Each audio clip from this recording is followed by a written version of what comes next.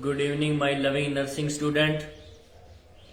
Myself Sanjay Sharma, clinical instructor in Meera medical institute of nursing and hospital के Facebook page पर आप सभी का हार्दिक अभिनंदन करता हूं। मैं आशा करता हूं आप सभी स्वस्थ हैं। आज फिर छोटे से प्रयास के साथ फिर आपके साथ हाजिर हैं माय लविंग नर्सिंग स्टूडेंट्स। आज फिर हम मेंटल हेल्थ नर्सिंग के एक टॉपिक के साथ फिर से आज आए हैं आपके सामने। तो मैं आशा करता हूं कि पीछे के टॉपिक्स आप सभी को अच्छे समझ में आएंगे और आपको अच्छे भी लगे होंगे। इसलिए आज फिर एक नए टॉपिक के साथ मेंटल हेल्थ नर्सिंग के टॉपिक के साथ आपके साथ हाजिर हुए हैं। तो मैं सभी से निवेदन करता हूं कि जल्दी से जल्दी इस वीडियो को लाइक करें, शेयर करें और कमेंट करें।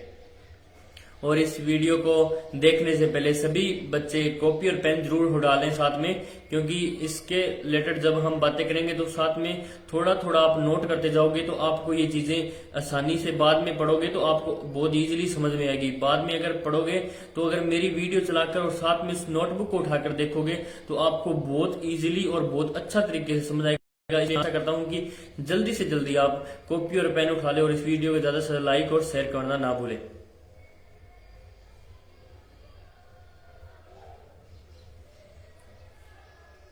हम आपको याद है हमने पिछली क्लास में हम जो पिछली क्लासों में हम पढ़ रहे थे मेंटल हेल्थ की जो classification of mental health disorder है उनकी क्लासिफिकेशन के बारे में पढ़ रहे थे।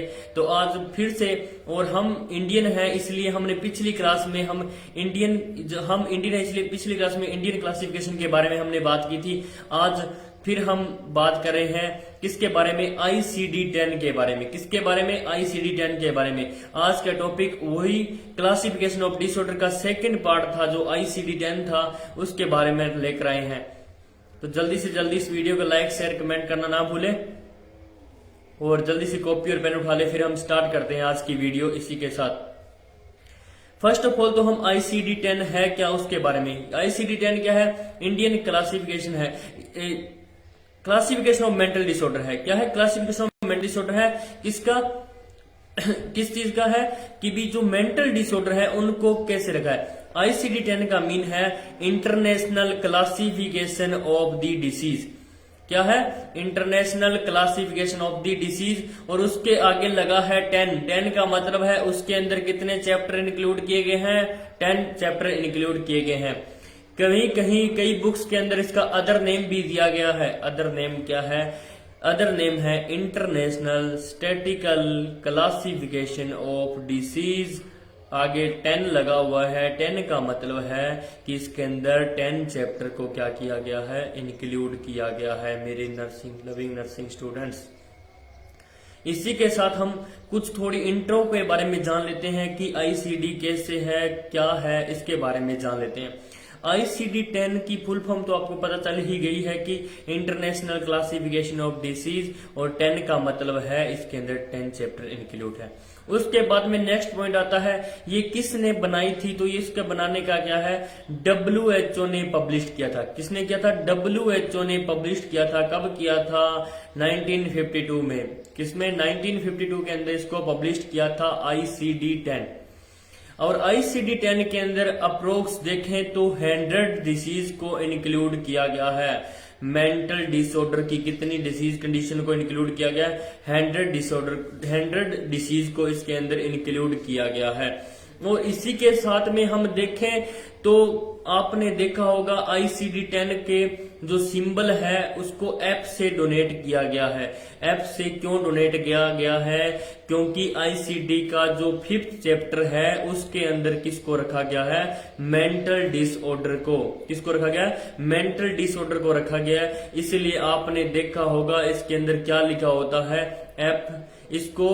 इसको लिखने का तरीका है अल्फाबेटिकली हम लिखते हैं, अल्फा न्यूमेरिकल फॉर्म में इसको लिखते हैं। जैसे कि F00 से F09, F10 से F19, ऐसे आपने देखा होगा।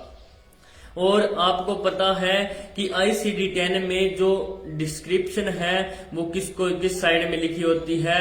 लेफ्ट साइड में लिखी होती है। और राइट साइड में उसकी जो नंबरिंग है उसको किस साइड में रखा होता है? राइट साइड में। और लेफ्ट साइड में किसको रखा है? उसकी डिस्क्रिप्शन को किस साइड में रखा गया है? लेफ्ट साइड के अंदर। आप सभी ने देखा होगा कि ICD-10 को यानी कि जो 5th चैप्टर के इंक्लूड किया गया है, क्योंकि वो मेंटल डिसऑर्डर के बारे में जो किया है, इसलिए उसको F से डोनेट किया गया है। तो इसलिए हम स्टार्ट करते हैं।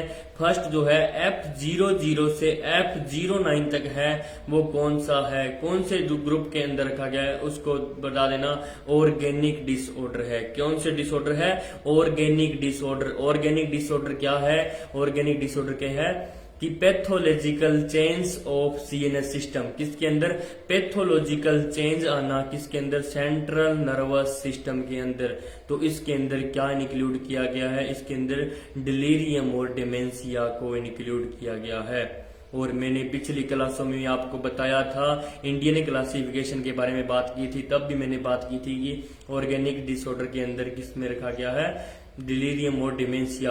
और ICD-10 में किसके इंक्लूड रखा गया है? F00 से लेकर F09 तक। यानी कैपिटल F लिखना है, उसके नीचे की साइड जो पैर की साइड क्या लिखना है? 00 लिखना, और स्पेस देकर क्या लिखना है? F09, और आगे स्पेस देकर लिखना है ऑर्गेनिक डिसऑर्डर। ऑर्गेनिक डिसऑर्डर को किस में डिवाइड? 2 भागों में डिवाइड किया गया है, डिलीरियम और डिमेंशिया। अब आप बहुत से बच्चे सोच रहे हैं सर ये क्लासिफिकेशन भी करा रहे हो, उसके बारे में जो डिलीरियम डिमेंशिया उनके बारे में बता नहीं रहे हो। तो अब आप घबराओ नहीं, आगे की क्लासों में इनके बारे में ही बात करेंगे। इन डिसीज कंडीशन की डेफिनेशन, इटियोलॉजिकल के बारे में बात, इटियोलॉजी क्या है, साइन एंड सिम्टम क्या है, डायग्नोसिस क्या करेंगे, ट्रीटमेंट क्या देंगे, नर्सिंग केयर प्लान क्या बनाएंगे, नर्सिंग केयर क्या देंगे, इफेक्टिव नर्सिंग केयर प्लान क्या कर सकते हैं, उनके बारे में हम आगे की नेक्स्ट क्लासों के बारे में बात करेंगे।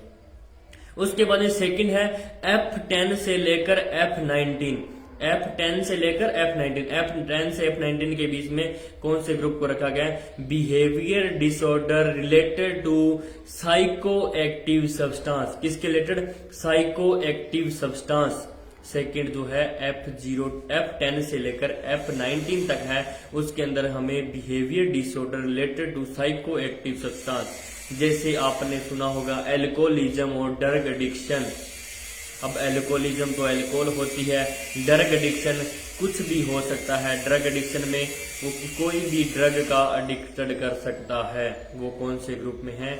F10 से F19। और F20 से F29 में किसको रखा गया है? फंक्शनल डिसऑर्डर को। किसको रखा गया है? फंक्शनल डिसऑर्डर को। फंक्शनल डिसऑर्डर के अंदर हम देखते हैं सीजोफ्रेनिया और डिल्यूजन डिसऑर्डर को रखा गया है। किसको रखा गया है? सीजोफ्रेनिया के बारे में पढ़ते हैं, डिल्यूजन डिसऑर्डर के बारे में पढ़ते हैं। आपको पता है सीवियर कंडीशन है किसकी? सीजोफ्रेनिया, और एक डिल्यूजन डिसऑर्डर होता है। उसके अंदर एक आपने सिम्टम भी सुना होगा, नाम सुना होगा बहुत बार, delusion of reference. Delusion of reference का मीन है कि कई बार ऐसे पर्सन जिनको डिल्यूजन ऑफ रेफरेंस हो जाता है, अगर टीवी में कोई एडवर्टाइजमेंट चल रही है, टीवी में किसी पर्सन के बारे में बता रहे हैं, तो उस पर्सन को जिसको डिल्यूजन ऑफ रेफरेंस हुआ है, उसको ऐसे लग रहा है कि टीवी वाले मेरी ही बात कर रहे हैं, मेरे ही बारे में बता रहे हैं। ऐसे कुछ थॉट आते रहते हैं उसके माइंड में। जैसे मेरे को डिल्यूजन ऑफ रेफरेंस हो जाए तो मैं कॉलेज में पढ़ा रहा हूं, उसके बाद में मैं वहां से गुजरता हूं तो बच्चे बातें कर रहे हैं, वो अपनी बातें कर रहे हैं, पर्सनल बातें कर रहे हैं, तो मेरे को ऐसे लग रहा होगा कि वो मेरे बारे में ही बातें कर रहे हैं, मेरी कुछ बुराइयां कर रहे हैं, ऐसा लगता होता है। वो क्या है? Delusion of reference. ये किसके जो है फंक्शनल डिसऑर्डर किसके अंदर इंक्लूड रखा है? F20 से लेकर F29 के। उसके बाद में है फोर्थ नंबर है। फोर्थ नंबर क्या है? F30 से लेकर F39। F30 से लेकर F39 इसके अंदर किसको रखा गया है? Mood and effective disorder. Mood and effective disorder. Mood क्या होता है? जो इमोशन है, हमारे इमोशंस क्या है, लॉन्ग टाइम तक बने रहते हैं, उसे क्या कहते हैं? मूड कहते हैं। कई बार देखो कहते हैं यार आज तो मेरा यार बड़ा मूड खराब है, आज तो पढ़ने का भी मन नहीं है, आज तो मूड सा खराब हो गया। वो क्या है कि हमारे इमोशंस है जो लॉन्ग टाइम तक बने हुए, वो क्या कहता है? मूड।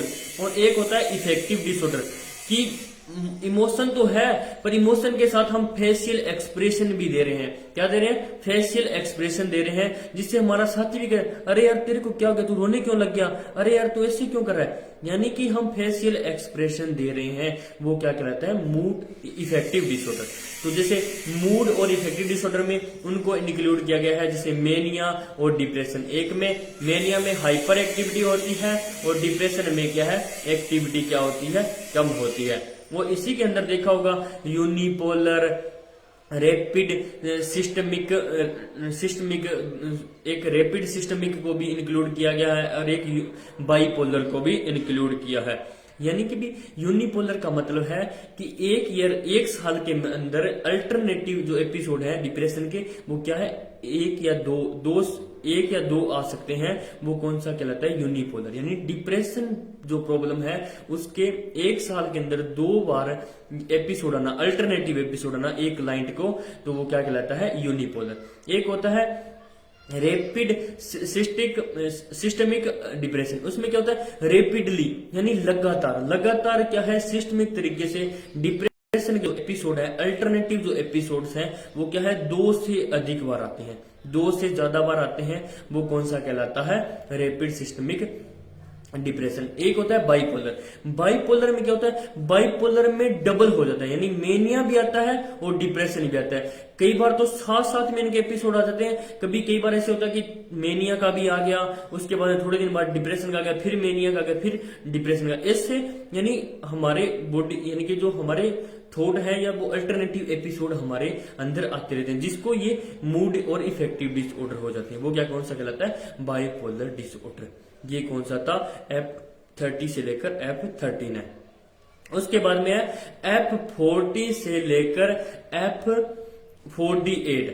अब बहुत से बच्चे कह रहे हैं सर 49 आना था, आपने तो 48 बता दिया, आप तो पहले तो बता रहे थे, यानी ऐसे निकलो।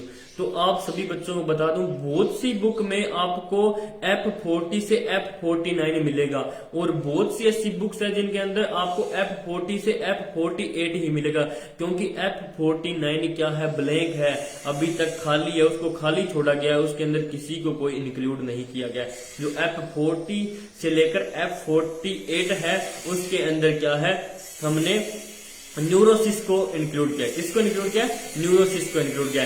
जैसे फोबिया हो गया, ओसीडी हो गया, एंजाइटी हो गया, हाइपोकॉन्ड्रियसिस हो गया। जैसे हाइपोकॉन्ड्रिक हो गया, जैसे हाइपोकॉन्ड्रिक में कैसे होता है?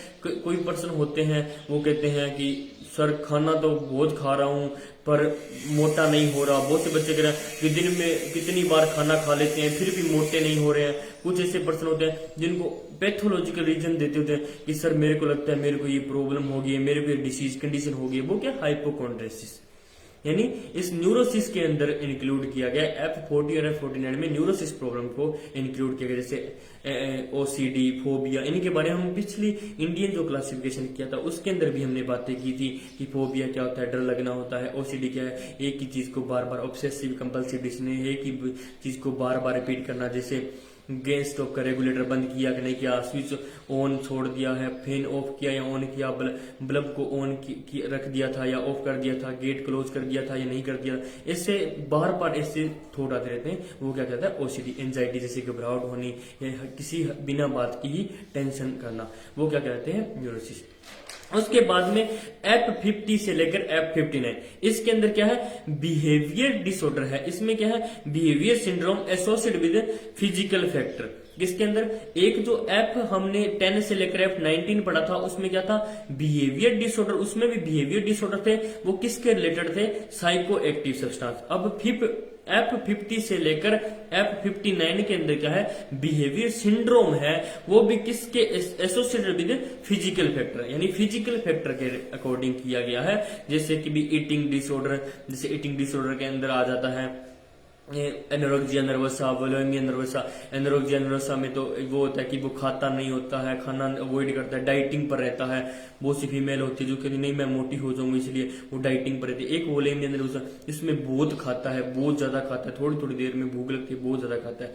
और एक स्लीपिंग डिसऑर्डर है। स्लीपिंग डिसऑर्डर में जैसे नींद में बात करना, नींद में चलना, नींद में बोलना, नींद में बातें करना, वो कौन से है? Sleeping disorder. और उसके साथ है सेक्स डिसऑर्डर। इनको सभी के बारे में हम आगे जो नेक्स्ट क्लासों में हम जो मेंटल सब्जेक्ट्स के हैं आगे जो क्लासें आएगी उनके अंदर इन सभी डिसीज कंडीशन को एक एक से हम क्लासीफाई करेंगे और इनको अच्छे तरीके से समझाएंगे। और ये कौन से ग्रुप में? F50 से F59 के अंदर है। Behaviour syndrome associated with physical factor, इसके अंदर कौन कौन किसको इंक्लूड किया गया है? जैसे स्लीपिंग डिसऑर्डर हो गया, ईटिंग रिलेटेड डिसऑर्डर हो गया, सेक्स रिलेटेड डिसऑर्डर हो गया। उसके बाद में F60 से लेकर F69 क्या है? F60 से लेकर F69, F60 से F69 के अंदर किसको है? पर्सनैलिटी डिसऑर्डर को इंक्लूड किया गया। किसको? पर्सनैलिटी रिलेटेड जो प्रॉब्लम आती है, जो पर्सनैलिटी रिलेटेड डिसऑर्डर होते हैं उनको इंक्लूड किया। इनके बहुत सारे ग्रुप्स हैं, जैसे कि भी आपने देखा टाइप 1 पर्सनैलिटी, टाइप 2, टाइप 3, ऐसे बहुत से ग्रुप्स के अंदर इंक्लूड किया गया है पर्सनैलिटी डिसऑर्डर को। उनके बारे में भी हम आगे की नेक्स्ट क्लासों में अच्छे तरीके से इनको वेरीफाई करेंगे और समझाएंगे अच्छे तरीके से। ये कौन से में F60 से F69। उसके बाद F70 से F79, F70 से F79 के अंदर किसको है? मेंटल रिटार्डेशन को रखा है। किसको? मेंटल रिटार्डेशन को। जैसे कुछ पर्सन होते हैं जो मेंटली रिटार्ड होते हैं, जैसे IQ लेवल वाला, आपने काफी पीछे की क्लासों में पढ़ा IQ क्या होता है?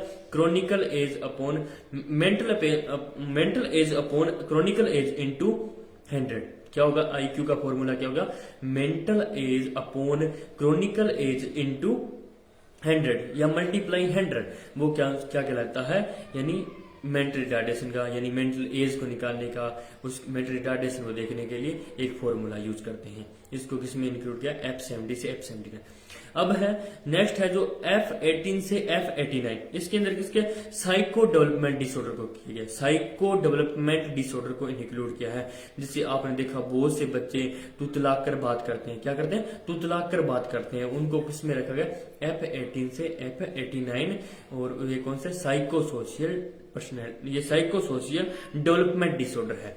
उसके बाद में जो लास्ट है वो क्या है? F19 से F98। क्या है?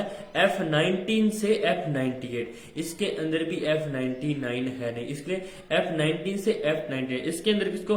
चाइल्डिश डिसऑर्डर को लिखा हुआ। चाइल्डिश जो डिसऑर्डर है इनको किसके अंदर इंक्लूड किया? F19 से F90, जिसके अंदर बेड वेटिंग हो गया, टिक्स हो गया, एटिज्म हो गया, ADHD हो गया। ऐसे बहुत से हैं जैसे बच्चे रात में बिस्तर में ही यूरिन पास आउट कर देते हैं, बेड वेटिंग कर देते हैं। ऐसे बहुत सी डिसीज कंडीशन जिनको इसके चाइल्डिश डिसऑर्डर के अंदर रखा गया, जो हम आगे की जो नेक्स्ट क्लास में है इनके बारे में अच्छे से डीपली अच्छे तरीके से हम इनको वेरीफाई करेंगे। और F जो 19 है वो क्या है? अनस्पेसिफाइड है, यानी अभी तक वो क्या है? अनस्पेसिफाइड है, उसके अंदर किसी को इंक्लूड नहीं किया। अनस्पेसिफाइड का मीन क्या है? कुछ नया, यानी कुछ नया जो आएगा, जो नए जो डिसऑर्डर आएंगे उनको किसके अंदर इंक्लूड किया जाएगा? F19 में इंक्लूड किया जाएगा। किसके अंदर इंक्लूड किया? F99 को। इसलिए जो इससे पहले है जो F19 से F98 है, आप F99 मत लिखना। F99 जो है अभी तक अनस्पेसिफाइड है, यानी अभी तक स्पेसिफाइड नहीं है, तो यानी कुछ नया आएगा तब इसको क्या है? इसके अंदर हम जो नई जो प्रॉब्लम, मेंटल रिलेटेड प्रॉब्लम आएगी इनको हम इंक्लूड करेंगे। इसी के साथ हमारा ICD-10 यहाँ पर कंप्लीट होता है, यानी ICD-10 जो है उसके बारे में जी क्या है?